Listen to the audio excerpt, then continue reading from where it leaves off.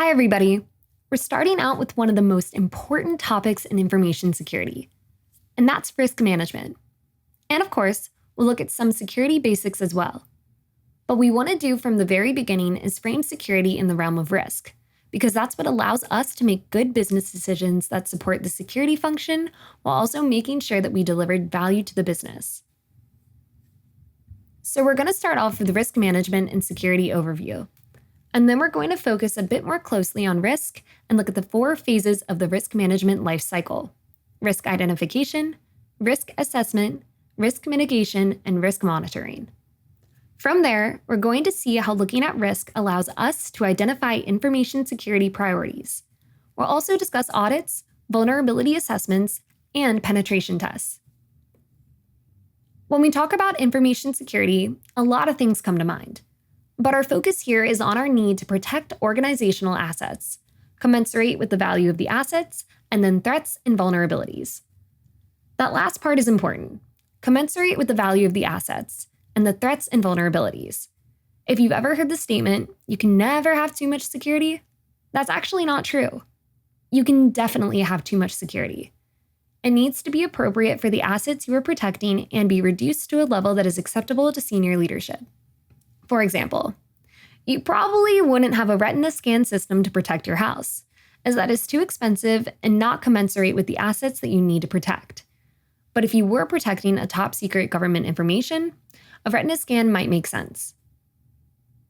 Assets are something we value. It could be tangible, like a big screen TV, or intangible, like a company's reputation. So you always start with your assets. Figure out what they are and what they're worth. Then you look at what threats exist. Threats are those elements that would pose harm to your assets.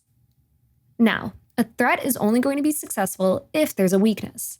And another word for weakness is vulnerability.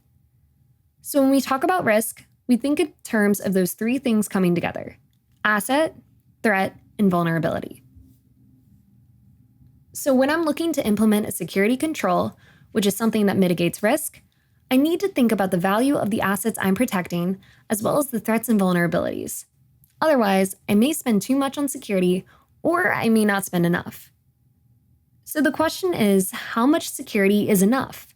And the answer is just enough, based on risk management.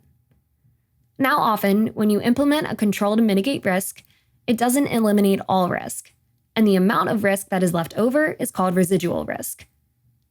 As an example, let's say that I'm worried about malicious activity from outside my network impacting internal resources. So I might configure a firewall. And that's going to go a long way to keep malicious actors off my internal network. But that doesn't eliminate any conceivable possibility of something affecting my internal network. But what it does do is bring down the total risk to a much smaller amount. And what is left over is residual. Then I look at that residual amount and I determine whether it's acceptable or not. Sometimes the amount of risk that is left over is acceptable. So what our job is with risk management is to reduce the risk to a degree that is acceptable to senior management. That's what risk management and information security is all about. Then, of course, you need to monitor and maintain that risk to make sure it continues to stay at that acceptable level.